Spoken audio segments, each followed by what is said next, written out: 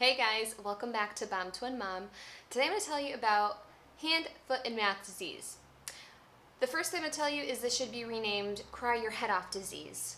I had no idea what this was last week, but this week I'm a complete expert at everything in this topic. Everything on this topic. My kids are at the tail end of this right now. Their sores are going away, but it is a nasty, nasty virus. So it just kind of has to run its course. It first presents with high fever, or at least it did with my daughter, and she got up to like 103. And then she started to get sores around her mouth, on her hands, and her feet. Hence hand, foot, and mouth disease.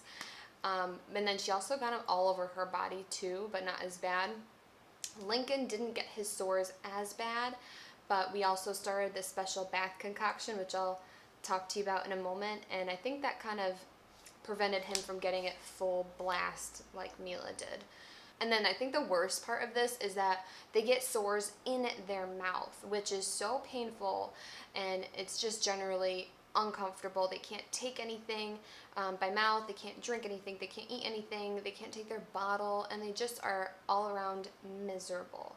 Now I'm just going to get this out of the way. If you have twins, do not drive yourself nuts trying to separate everything and prevent your kids from sharing toys and their germs.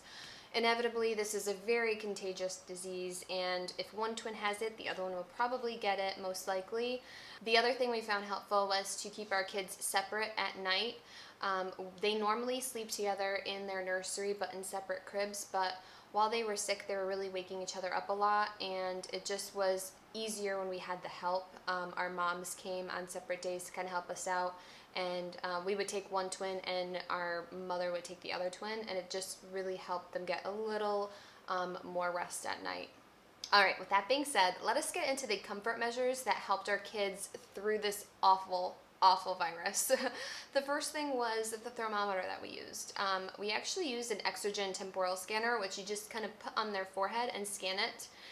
You're going to be taking their temperature a lot, and if you're like me and I was taking like Mila and Lincoln's temperature every hour like a crazy person, it's really going to help, because taking a rectal I think would be uncomfortable, and yeah, let's just leave it at that. The next thing I would recommend doing is a really long bath. This really helped me on Lincoln. We actually put into a food processor some oatmeal, and we food processed that into like kind of like it was like a flour consistency, and then we would put that into the tub. We would put in some baking soda into the tub, and then we would put in a lot of tea tree oil. I just kept shaking it and shaking it and shaking it. And I probably soaked Mila and Lincoln in that bath concoction for like half hour each. And then afterward, when I was dressing them, I kind of patted on a little more of the tea tree oil, like wherever they had their sores. And I noticed in the morning time the sores were drying up and healing a lot faster. My third tip I'm going to mention has to do with the sores in their mouth and eating. So they're going to really have a tough time taking anything down. What we found helped was doing like yogurt drops and then putting them in the freezer, and then the kids kind of liked that because it was cold, so it would numb their mouth, take away the pain for a little bit, and it gave them some extra calories too. My kids also lived off of Gatorade lemon ice, so what I would do is put it into like a little baggie and then freeze it flat, and then when I take it out, break it up, and it was like little ice chips, and it was really easy to feed them. You could do that with Pedialyte, you could do it with Gatorade. We just do it with Gatorade because it's cheaper. It's kind of the same thing. You just want to get those electrolytes into your babies. And when you really can't get anything into them, give them anything that they'll eat. Mila and Lincoln survived off of, I'm not even kidding you, the peanut butter chocolate chip Lara bars, and what else did they love? I don't know, it was something else really weird. But just give them anything that they're going to eat. Just get those calories in, whatever it takes. But if they're really not taking anything down, what we found also worked was putting a little bit of Orajel in our kids' mouth to kind of numb those sores and then get something down really quick. Teethers helped as well. Break out those baby teethers. We still had them in our freezer, and our kids like to chew on those. I did make my kids a lot of smoothies. That way they didn't have to chew anything. I put in a bunch of spinach, chocolate protein powder, a lot of peanut butter for more calories. I put in spinach, did I already mention that? I put in kefir, which is actually a milk probiotic smoothie, and it has a ton of probiotics in it, so that would help them get better sooner. And my kids took it down really fast because they liked how cold it was, and they liked that it was sweet. What kid doesn't like sweet, right?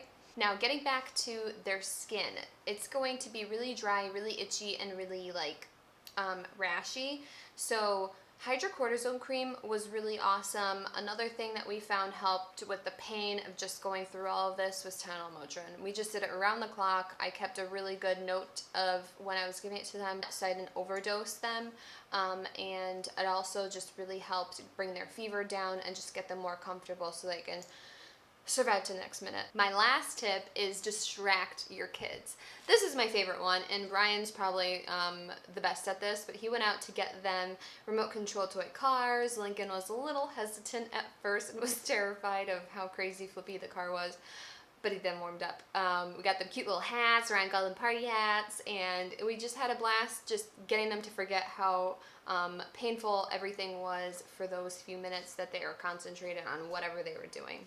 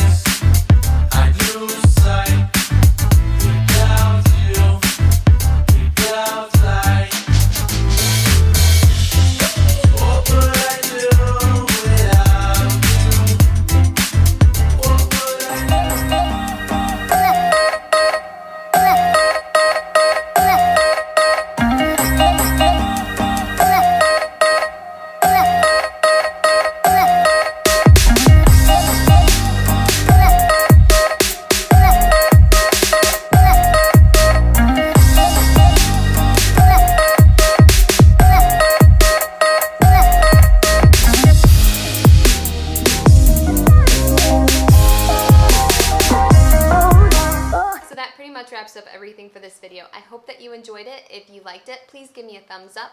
And if you know anyone with kids that could benefit from this info, please share it with them. I would love that. And if you're going through this right now, it will get better. Your kids will get better.